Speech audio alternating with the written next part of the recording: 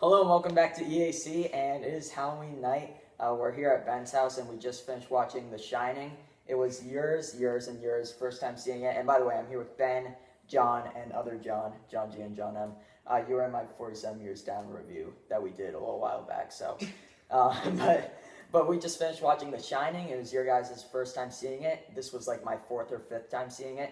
So I was kind of guiding you guys because you asked me all the questions. Oh yeah. But for this Halloween special or review, like Halloween celebration, whatever, for Halloween we watched The Shining and we are going to be reviewing it. So was it everything that it lived up to for you guys? Yeah, definitely. It was like weird. It wasn't as I expected it to be, but it definitely lived up. It was for me, it was as I was expecting it to be, but at the same time, it was like, oh, I never really knew where that came from type thing. Mm-hmm. It was like you said about the "here's Johnny" part, but that's kind of obvious. After watching it, there was a lot more depth to it. I feel like, I realized how much depth the movie had. I expect horror movies to be like jump scary or whatever, but that was like got you nervous of like it's a classic. different aspects of it. A thriller horror type thing. Yeah, it was. It was like a thriller with horror elements, kind of like Get Out. I mean, Get Out is obviously like really psychological. I mean, this was too. I mean, and I like how you could like slowly see his descent into madness. You could see the beginning when he's like throwing the tennis ball off the wall, and it's just like, oh, he's not working. Yeah. It's just Instant foreshadowing. it sets up a lot, and it's just they're normal for a scene. They don't get locked in the hotel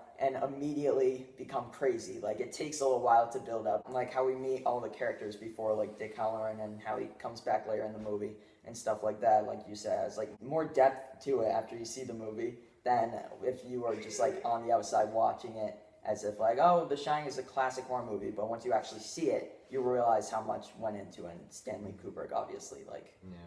And you said about the bear part near the... I don't know why I'm skipping to this, but like... I looked it up. So I looked it up, and there's two things. It's either a reference to some type of cult, like conspiracy cult type thing, and then the second one is basically the director. Who was his name? Stanley Kubrick.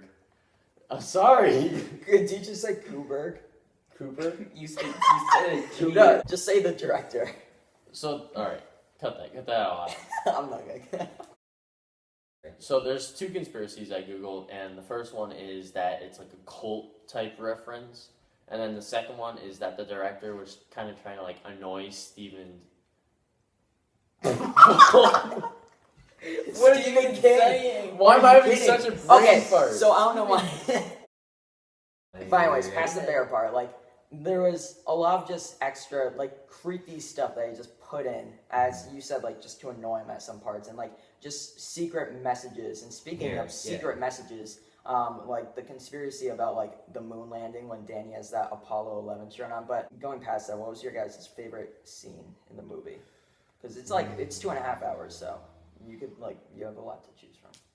I think mine is this is spoiler, obviously, it came out like 4 years ago. So one of my favorites is when Wendy is going up the stairs with the baseball bat and Jack is like going after her, like that whole, and obviously that took a bunch of takes and kind of destroyed Shelley Duvall. That's kind of gone conspiracy too, that Stanley Kubrick kind of did that to get a better performance out of her, or if he was just kind of being a dick. But Danny Lloyd, who plays Danny, gave like, I think one of the best child performances. Just creepy, like the girl in Ouija Origin of Evil, like just her whole mood in that movie was just creepy, and same with Danny in this one. And he has like a big part in the movie. He's one of like 3 characters who are in the movie the whole time. What are your guys' favorite scenes? I like the scene where Danny, he just kept saying red rum over and over again, and it was just like the repetitive of that is just like got to you after like the 5th time, and it just kept going and going. Yeah. And then I didn't realize at the beginning, it was my first time seeing it, but then once you saw in the mirror, and then the dad walked in and tried to murder them. Picking a scene for me is quite difficult. Yeah, because, I mean, there's so many that I love too, but I just said one of them, like the bat scene. Yeah, instead of just picking one, I'm gonna go with one that I thought was a really big turning point in the story, which was when he killed Dick. I thought that was important to mention only because it was like an example of, it was the climax of the story. But that also, what you said, the life of a man. What you said, that what didn't happen in the Stephen King book. Yeah, because he's supposed to be in Doctor Sleep. Yeah, like he's supposed to be alive in that. I'll also be expecting a review for it. What? Hopefully. Wait, which Doctor movie? Sleep. Dr. Sleep. Oh yeah, Doctor Sleep. Hopefully. Also, The Lighthouse is coming soon. Me and Barry are going to do a review on The Lighthouse coming soon. So yeah, but for my favorite scene was probably the maze scene, just because how he escapes. I mean, I guess it's kind of like the classic escape scene where he walks into the footprints. Yeah. I didn't know what you said at first. But like, I wasn't sure in the Stephen King book if they like mentioned how he like got away necessarily, but I still think it was kind of a smart move on the director's part to like include that scene because it's like kind of creepy because you don't know where you're going and it kind of disorients the reader. And then for him to hide and then run, it's kind of like, okay, go, go, go type scene. When I first saw it at the end, when he gets out of the maze and Wendy is right there and she's like, Danny! And then they hug, I'm like, because obviously I knew now that Jack wasn't going to go back out and kill them, but I was just like, go, go, go. Like, just so tense throughout the movie with certain things that happen, like the decisions they make. We should talk about one of the classic scenes, obviously, the axe breaking scene. You already brought that up with the Red Room part. There have been a lot of memes about it, like a lot of recreations. There are two big memes from this movie. Yeah, and the ending when the frozen Jack scene. is kind of a silly death face, but I mean he's a great actor, and obviously like during this time he was in a bunch of movies, and they knew that too. Like they didn't, I think in behind the scenes they didn't say that they have ever had like a big actor like Jack Nicholson be in a horror movie like this. And so that kind of added a bit to the movie, like just his acting performance. I just wanted to mention that I think the construction of the madness, I guess, the plot of the madness or the whole story was pretty well done. With the beginning, I guess you could kind of say was a little slow. However, I feel like this was really essential to help build character development as well as help show specific character traits throughout all the different characters. That was one of the, like, because it made it that much more shocking when he actually starts running after, like, Danny with an axe and, like, tries, and he does kill Dick Halloran, like, right when he gets in the thing. It shows you he had incentive to kill. Yeah, also, I said this when the movie was going, and we literally just finished the movie. Like, the credits aren't on the screen right now, and we just got right into this review to, like, say all of the points that we wanted to make. But yeah, Dick Halloran, like, gets killed right away, and it shows, like, at the beginning of the movie how Jack was kind of, like, a bit unhinged already. We get that sense of how he abused Danny by, like, pulling his arm when Wendy tells the story to the doctor. I guess that was near the beginning. And Danny also, the Tony thing, a lot of you guys laughed at the beginning, but I think it, like, you know, that's kind of the shining aspect, that he has that thing inside of him, that voice in his head that's telling him to, and that's kind of what Dr. Sleep is about, him kind of living with that, yeah. And I thought those were, especially after the twin scene, when he starts talking to Tony, I mean, just all the Tony stuff throughout the movie, I mean, it kind of shows something about how he always has these voices in his head, and it's always, like, telling him different stuff, and when he's at the house, before they go to the hotel, how he says that Tony is telling Danny that Jack is going to call Wendy in a minute, like how it's kind of, he can almost predict what's going to happen, and just like kind of the powers of the Shining, and that's kind of what is going to be explored in Dr. Sleep, I'm pretty sure. Danny living with that. So that's kind of interesting. Yeah, going off of what you were just talking about with the twins, I was kind of upset that they didn't make a reappearance later in the movie, but they weren't really that important. Did you expect them at the beginning? Like when Danny's playing darts? No. However, I didn't expect that either. I thought that was the only scene with the twins. Like the one in the hallway. Yeah. Not the one at the I don't know. I feel like just them being a reoccurring factor was good to show the shining aspect to Danny's personality. Which I guess it's fine that they eventually cut it out to show more chaotic things, but I mean it was okay. Yeah, I can appreciate it. I also thought music played a huge role in this. Totally. Yeah, like the instrumentals and orchestra in this were crucial because at times even got John too. I think he got him twice. It was during the part where Dick died, and then there was another scene.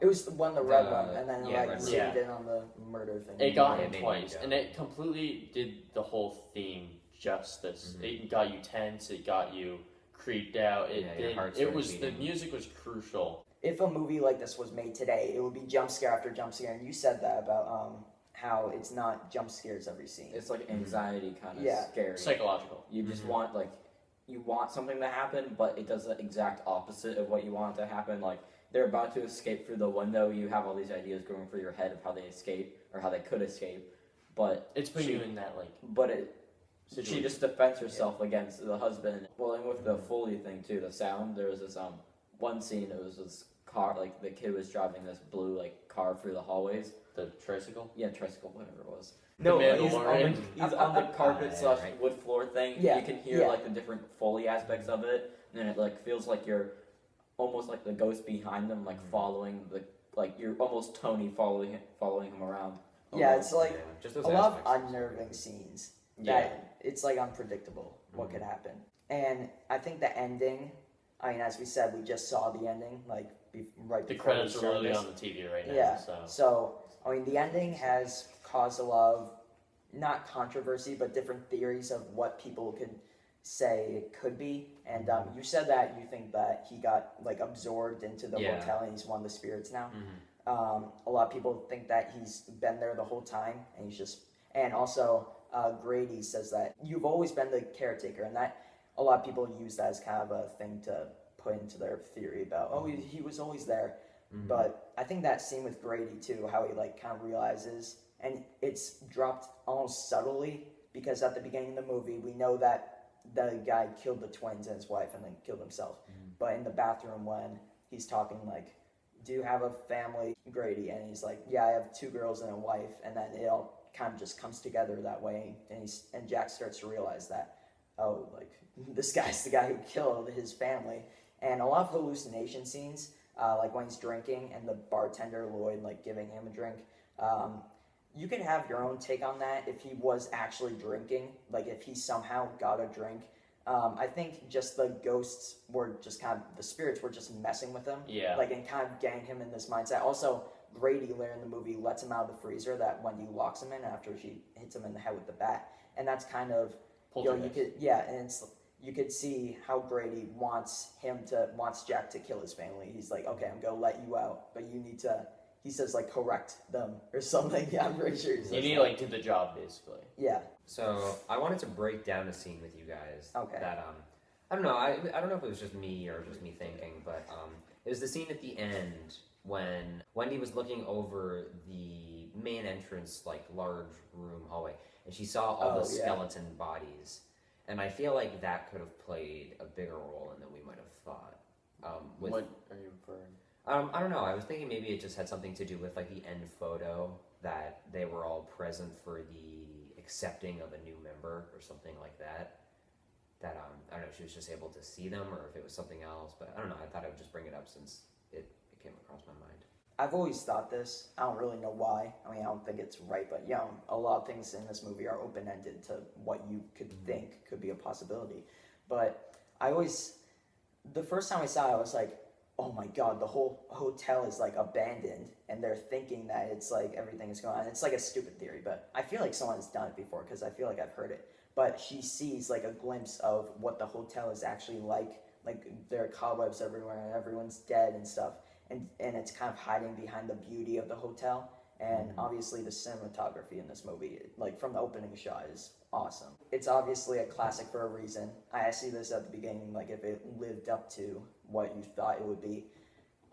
You guys said a lot of like unpredictable. You didn't know, obviously, with the "here's Johnny" part that you said. You didn't know that came from this movie. But no, I thought it did, but I was like, wait a second. I think you said this too with the twin scene. You didn't realize like. Or it might have been you. You're like, oh, now the twin scene makes more sense. Like after seeing it. It gives the twin scene more depth. And like, oh, there's creepy twins, and that they have dead bodies on the ground. Yeah. Now it's not like, oh, those are the guy's girls, and that's why there's dead. They like go flash from real to dead and stuff. That's the problem with horror movies today. It's like we get exposed to just these like random gory details. It's instant. Yeah. So like instantly when I first saw these, I thought that they were just going to be some creepy, unnecessarily added aspect of the story or of the movie to simply provide just some like, I don't know, suspense and gore, but really behind them was so much more, and just to see how crucial of a part of the story that they actually were made me really appreciate it even more. Yeah, Stanley Kubrick, like he's smart. He doesn't just add stuff in. He's not like a bad horror director that just wants to make a movie just for the heck of it. He puts little details in that you might not realize, but if you do, it's like, oh, that's why they put it, or like just it connects later to the movie. So I think we all had like a positive review on this movie. Absolutely. So we should all give our grades out of 10. Right. John, you could start since you're on I'll go for 7.5 or 7. I'll take it. I'll take Alright. it. You. I'll give it a 9.5 out of 10. Okay. You. I'm going with a 9.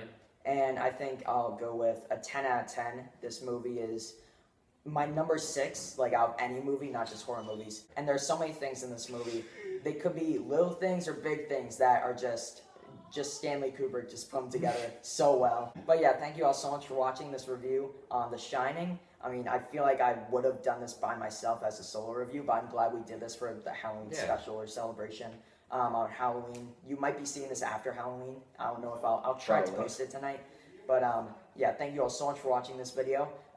Leave your comments down below about Dr. Sleep coming up in like a week as of the time we're recording this.